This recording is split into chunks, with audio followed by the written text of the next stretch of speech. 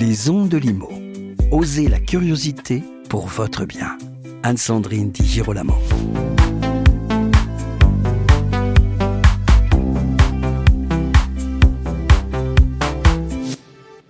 C'est Yannick Borde, président de Procivis, qui clôture avec moi aujourd'hui notre série dédiée à l'anniversaire des 60 ans de la loi de 1965 fixant le statut de la copropriété des immeubles bâtis. Je lui poserai la question de la place et du rôle du syndic professionnel dans la copropriété d'aujourd'hui et dans la mise en œuvre des politiques publiques. Je lui demanderai aussi quelle analyse il fait du dispositif nouveau qu'est le syndic d'intérêt collectif. Bonjour Yannick Borde. Bonjour. En octobre 2023, l'Institut Paris Région avait émis un rapport dans lequel les syndics étaient identifiés comme des partenaires clés pour atteindre les objectifs de politique publique concernant le parc de logements en copropriété. Qu'en pensez-vous ? Je pense que c'est un des partenaires clés qui n'est pas nécessairement celui qui a toujours la meilleure image ou l'image la mieux comprise. Oui. Pourquoi c'est un partenaire clé ? Parce que d'abord, aujourd'hui, il y a énormément de gens qui vivent en copropriété. Il y a près de 800 000 copropriétés en France. Et que l'enjeu du logement, on le traduit souvent, ou on l'illustre souvent par la problématique de la construction neuve. Mais avant de savoir exactement ce qu'on a besoin en construction neuve, je pense qu'il y a un très très gros sujet sur la préservation du parc existant. Oui. En 2050, 80% des logements qu'on aura en 2050, qui est un peu la trajectoire, notamment la trajectoire carbone, oui. Ils existent aujourd'hui. Donc ces logements-là, pour une grande part, ils sont en copropriété. Et effectivement, si on veut à la fois qu'ils améliorent leur performance énergétique, qu'ils restent confortables et qui correspondent aux attentes en matière de marché immobilier, eh bien, il faut les préserver, il faut les améliorer. Et dans l'enjeu de la copropriété, le syndic est un maillon essentiel pour atteindre ces objectifs. Mais dispose-t-il aujourd'hui de tous les moyens et de tous les outils suffisants pour exercer sa mission de façon satisfaisante ? Alors c'est un métier compliqué, parce que d'abord c'est un métier qui a beaucoup évolué ces 20 dernières années. On peut peut-être mettre comme point de départ le lancement de la loi Allure. Avant, si je voulais caricaturer un petit peu, les syndics, on les cantonnait à des rôles à la fois peut-être d'experts juridiques, un peu de gestion, voilà. Aujourd'hui, c'est un peu un couteau suisse, c'est-à-dire que cette partie-là, elle est encore nécessaire, mais je ne pense pas qu'elle soit la plus importante. Je pense que les copropriétés, sur l'aspect strictement respect de la loi, rôle juridique et comptable des équipes de syndic, je pense qu'ils sont assez sereins. Là où ils ont besoin aujourd'hui d'être accompagnés, les copropriétaires, et d'être assurés, c'est tous les enjeux autour de la maîtrise des budgets, qui est un vrai sujet, et puis de la compétence technique, bâtiment presque, que doivent avoir nos équipes. Alors évidemment, pas experts sur tout et la capacité à pouvoir s'entourer et amener des prestataires, mais c'est sûr que le métier a beaucoup changé avec cette compétence multiple, à la fois budgétaire, un peu de droit comme je l'évoquais tout à l'heure, parfois du social quand vous avez des copropriétés avec des salariés, des gardiens ou du personnel, et puis cette compétence vision immobilière, vision technique, et savoir aussi rassurer les copropriétaires avec les équipes qu'on s'encadre. Mais et puis un sens commercial qui n'était pas nécessairement une qualité qu'on recherchait il y a encore 10-15 ans quand on cherchait des gestionnaires de copropriété. Aujourd'hui, le copropriétaire est devenu exigeant, compliqué, parfois contradictoire. Donc il faut arriver à l'embarquer dans les dossiers, ce qui nécessite quand même à la fois de la motivation, à la fois de la résistance parfois, et puis de la capacité de persuasion. Oui, capacité de persuasion. Vous êtes le premier à évoquer aussi simplement la nécessité d'avoir un esprit commercial pour les équipes de syndic. Oui, parce que le syndic, il a une difficulté, c'est que, par exemple, je vais prendre l'exemple de la préparation des budgets. Quand il est devant son conseil syndical, il doit défendre les exigences budgétaires de tous les prestataires. Et par contre, lui, c'est le seul qui est là quand il s'agit de défendre ses honoraires. Les autres ne sont pas là, quoi. Donc, donc, il a ce besoin aussi d'expliquer, comme tout commercial, d'expliquer ce qu'il met en face une prestation, en face un coût, ce qu'il met comme qualité, comme prestation. Et moi, je pense qu'il faut cette capacité à la fois d'écoute, d'empathie, de découverte de son client, de ses vrais besoins, et puis essayer d'y répondre le plus parfaitement possible. Donc, on est vraiment, enfin, moi, sur le groupe que je dirige, j'essaye de faire progresser, parce que c'est pas nécessairement les profils, c'est pas nécessairement les traits de caractère qu'on prend de façon majeure dans les profils quand on recrute. Effectivement, si vous êtes trop techno, trop juridique, ça passera sans doute difficilement sur la tombe de points. Donc il faut alors c'est un peu un mouton à 5 pattes, vous me direz, mais il faut un certain nombre de qualités assez diverses. Et puis un bon syndic, un bon gestionnaire de copro, c'est aussi celui qui arrive à créer une relation de confiance et tisser une relation, un binôme voilà, de complicité, mais dans le bon sens du terme, avec son président de conseil syndical. Et ça, il faut quand même un petit sens, alors commercial ou en tout cas de capacité relationnelle assez fort. Et oui, alors que de qualité nécessaire dans une époque qui personnellement me paraît assez fascinante, hein, puisque oui, il y a ce grand projet national de la rénovation énergétique, mais pas seulement. Et donc ce métier est en train réellement de voir sa mission se transformer, je dirais s'amplifier. Alors c'est un métier difficile, c'est un métier. Et comme il a subi, avec ce que j'évoquais juste avant, quand même un certain nombre d'évolutions ces dernières années, c'est vrai qu'il y a un peu, je ne vais pas dire un changement de génération complètement, mais il faut arriver à y attirer des nouveaux profils. Et dans la chaîne immobilière, si on prend tous les segments du secteur du logement Oui. ou de l'immobilier, c'est pas nécessairement celui aujourd'hui, vous sortez pas d'une école très rarement d'une école en disant je tiens absolument à être gestionnaire de copropriété. Il y a des métiers qui sont un peu plus glamour, si je peux dire, dans le secteur du logement. Et donc, il faut embarquer les gens là-dessus. Alors après, c'est un métier aussi qui est complexe parce que un gestionnaire de copropriété, il doit faire tourner sa copropriété composée de gens divers, mais divers sur tous les points. Divers socialement, divers en caractère, divers en âge, divers en capacité financière. Donc, c'est vraiment un exercice compliqué. C'est un exercice aussi, c'est un métier aussi qui a des contraintes matérielles assez claires, des tenues d'assemblée générale le soir. Voilà. Donc, c'est vraiment un métier qui est en train de changer, même nous dans le réseau Procivis et puis moi dans le groupe que je dirige, qui est basé dans la région des Pays de la Loire. Je pense qu'on essaye effectivement de valoriser de plus en plus ces gestionnaires, en leur amenant aussi des outils, la digitalisation, un certain nombre aujourd'hui de choses, peut-être les décharger peut-être de fonctions moins en valeur ajoutée, de façon à ce qu'ils puissent se consacrer sur des fonctions à valeur ajoutée. Je pense que l'un des enjeux de la profession, ça sera effectivement de continuer de bien valoriser. Oui. Il y a l'histoire de la rémunération, mais pas que. Oui. L'importance de cette fonction de gestionnaire de copropriété. Oui, c'est une équipe aussi, j'insiste, parce que je parle beaucoup du gestionnaire, mais derrière, il y a souvent une espèce de trio, alors pas nécessairement 3 temps plein, avec l'assistance qui, à mon avis, doit progressivement prendre aussi des tâches de gestionnaire jusqu'à un certain stade pour que le gestionnaire puisse se consacrer à l'essentiel pour la préservation de l'actif de nos clients. Et puis, bien évidemment, la partie plutôt comptable, financière, budgétaire aussi à côté. Oui, vous l'avez dit, ce métier qui est en train d'évoluer. Il y a un certain déficit d'image, malheureusement, avec des difficultés de recrutement à l'entrée. Mais aussi, il est peut-être intéressant de parler aussi de l'usure des équipes parfois. Comment est-ce que vous, chez vous, vous protégez vos équipes de cette usure qui est évoquée très librement sur les réseaux sociaux, par exemple?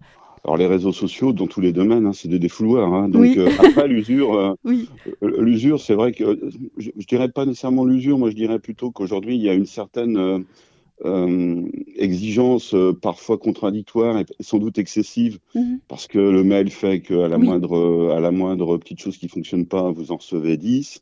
Enfin, les 10 copropriétaires vous envoient le même mail sur une ampoule qui marche pas. Donc, voilà, il faut arriver, il faut qu'on arrive, nous en tant que dirigeants, à faire en sorte que tout ça soit absorbé différemment. Donc, la question nous, on croit beaucoup à la poursuite de l'innovation. Je pense notamment à tout ce qui tourne autour de l'intelligence artificielle, autour de la capacité à peut-être communiquer différemment et un peu plus, parce que quand on dit que c'est facile de communiquer pour le copropriétaire, de s'acharner sur nos équipes de copropriété, nous, je pense qu'on a aussi beaucoup progressé. Il y a encore sans doute des marges de progression à faire sur l'information. Je dirais, si on sait que l'ampoule est grillée, peut-être qu'il faut trouver un système automatique qui fait que ça existe. Que tout de suite, on envoie à tous les copropriétaires qu'on a bien été informés qu'elle sera changée dans un délai de... Voilà, et ça évite d'être inondé en réciproque. Donc, je pense qu'on a un sujet de communication, mais on ne peut pas non plus répondre comme ça en permanence. Donc, il faut trouver les bons outils qui nous aident à travailler ces questions-là. Et puis après, je reviens sur ce que je disais au tout début, c'est-à-dire si on est capable, peut-être qu'on n'a pas su pendant des années, bien valoriser ce qu'il y avait entre les quelques dizaines d'euros, parce que c'est ça quand même ce que paye un copropriétaire en honoraire de syndic par an. Quand on est entre 150 et 200 euros, je pense qu'on couvre quasiment 90% des marchés nationaux du logement. Donc, bien expliquer qu'en face de cette somme, ce qu'il y a comme prestation. Et alors on peut la ramener en la divisant par 12, on leur dit ce que ça fait par mois et ça fait là que quelques euros. Mais c'est vrai que c'est moins cher que le téléphone en fait. On a besoin je pense qu'on a vraiment besoin d'expliquer ce qu'il y a en face, de valoriser. et puis de se comporter aussi comme on n'est pas, on n'est qu'un mandataire, c'est-à-dire que ceux qui décident, entre guillemets, alors nous on les accompagne, c'est notre métier d'expertise, mais ceux qui décident de ce qui se passe dans la copro, ceux qui décident de niveau d'évolution de leur logement et de leur immeuble, ce sont les copropriétaires. Alors nous, on doit bien maîtriser la chaîne de conseil, on doit bien maîtriser tout ce qui se passe dessus. Et puis, il y a deux sujets qui sont parfois difficiles à gérer. C'est l'accompagnement sur les gros projets de la copro, sans pour autant, dans la même période, donc qui vous absorbe effectivement beaucoup de temps, sans pour autant, dans la même période, ignorer la gestion courante. Parce que vous pouvez, sur les gros dossiers, être très bon.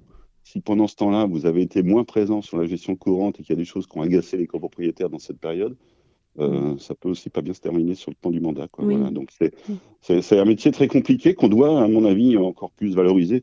Quand je dis métier, j'inscris évidemment le trio. Un peu oui, bien sûr, toutes les équipes.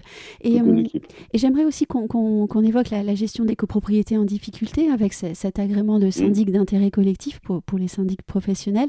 Quelle analyse et surtout quel retour pouvez-vous nous faire de ce dispositif ? Alors nous, on est assez présents sur sur ce dispositif en tant que tel, pas nécessairement, mais en tout cas sur cette approche-là. Parce que d'abord, le réseau Procivis, il a quelques caractéristiques un peu particulières. Nous, on est issus du monde coopératif, on est très proche du monde HLM. Et donc, on a ce qu'on appelle dans notre environnement un engagement mission sociale qui fait qu'on accompagne les populations modestes et très modestes dans la réalisation de leurs travaux d'amélioration du logement.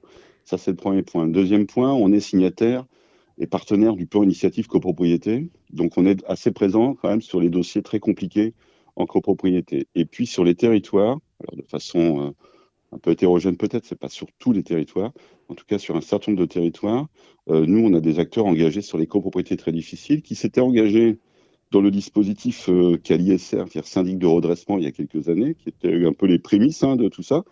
C'est-à-dire comment est-ce que nous, avec à la fois notre expertise immobilière, notre bonne connaissance de la chaîne de logement, et puis notre ADN sur le côté social, on peut venir accompagner. C'est-à-dire l'ADN sur le côté, le caractère coopératif d'un réseau comme le nôtre, c'est qu'on sait qu'on n'a pas des actionnaires qui nous prélèvent, nos résultats. Nos résultats, ils restent dans nos groupes. Ça veut dire que sur un certain nombre de projets, on peut aussi décrocher un peu nos exigences de rentabilité et donc aller sur des sujets plus complexes. Donc on est déjà, je pense sur le secteur de Nîmes, par exemple, ou de Montpellier, sur lequel il y a eu des grosses opérations qui ont été faites dans ce domaine-là, d'accompagner les copropriétés en difficulté. Après, il y a différents degrés. Il y a des copropriétés en difficulté. Oui.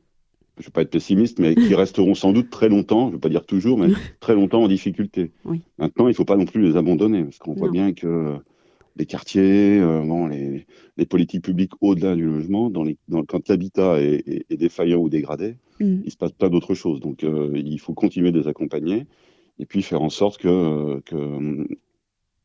puissent essayer de se redresser. Mais je pense qu'il faut vraiment, dans la politique publique, les traiter de façon complètement séparée, on va dire, que la grande majorité des immeubles que nous avons à gérer. Et sans intervention publique forte sur ces territoires-là, ça sera très très difficile d'abord de les maintenir et peut-être à l'avenir de les résorber. Donc c'est vrai qu'il faut des syndics qui maîtrisent le métier, bien évidemment, mais ça va un peu au-delà. C'est-à-dire c'est aussi, nous, ce qu'on pousse un peu avec un certain nombre de nos équipes, c'est aussi un engagement sociétal, de s'investir dans ces copropriétés-là. Et là, il faut que l'acteur public à côté, lui, accompagne budgétairement et financièrement, parce qu'il n'y a pas de solution sans accompagnement public financier massif sur ces copropriétés-là. Et en plus, avec des résultats qui sont pas des résultats de court terme là-dessus. Donc, voilà. Moi, ça fait partie de notre diversification et en tout cas de notre rôle. Ça peut pas être que ça. Donc, ça doit... le syndic d'intérêt collectif, il doit s'inscrire aussi dans un environnement où l'acteur, il a aussi une activité de syndic, j'aurais tendance à dire, un peu plus traditionnelle. Et puis, il a une orientation, en tout cas dans le cadre de son projet d'entreprise, pour intervenir sur un certain nombre de copropriétés dans cette situation-là. C'est un peu comme ça que nous, on le conçoit. Y a-t-il un enjeu aussi pour les syndics professionnels de savoir à quel moment de bascule la copropriété qu'ils gèrent va devenir une copropriété en difficulté, et à ce moment-là, à partir de quel moment on considère que la copropriété est en difficulté, et peut-être se dire qu'il va falloir trouver des compétences supplémentaires, voire passer le dossier à quelqu'un d'autre? Je pense qu'aujourd'hui, les syndics, je veux dire installés, c'est-à-dire pas celui qui démarre l'activité aujourd'hui en espérant faire une diversification, mais ceux qui ont l'expertise et l'expérience du métier de syndic sentent quand une copropriété commence à être un peu sur la corde, c'est-à-dire Il y a plein de facteurs et plein de situations différentes. C'est ça qui est un petit peu compliqué, mais une copropriété avec une population de retraités très modestes qui vieillit et un patrimoine qui n'a pas été entretenu ou qui n'a pas été valorisé, ça peut être une complexité. Une copropriété qui est dans un environnement urbain qui, lui, se dégrade avec des ventes difficiles ou une population peut-être plus modeste, voire plus précaire, vient y habiter, il faut faire attention.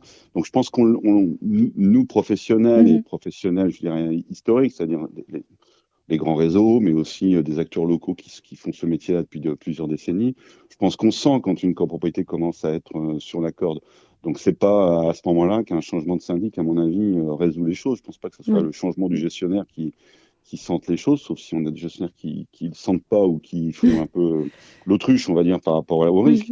Mais les gens d'expérience le sentent. Et après, c'est à nous d'accompagner le conseil syndical, parce que c'est notre interlocuteur principal, dans la maîtrise de tout ça, ou dans la vigilance par rapport à tout ça. Alors effectivement, quand il y a des projets de travaux et qui ne sont pas votés, quand il y a une dégradation des impayés, à un moment donné, il y a des systèmes d'alerte qu'il va falloir demain pouvoir activer.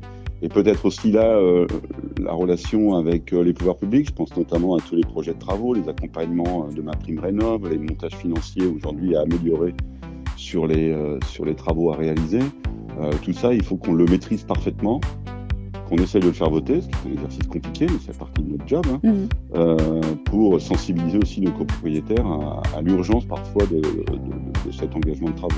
Et je vous remercie Yannick Borde de cet entretien qui était réellement passionnant. Je suis persuadée aussi que nous aurons encore l'occasion d'évoquer ce métier qui, de toute évidence, ne peut pas être évoqué en 15 minutes d'audio. Je vous remercie. Et puis à vous toutes et tous qui nous écoutez, merci de votre fidélité. Retrouvez les Ondes de Limo sur ondedelimo.com, les réseaux sociaux et la newsletter.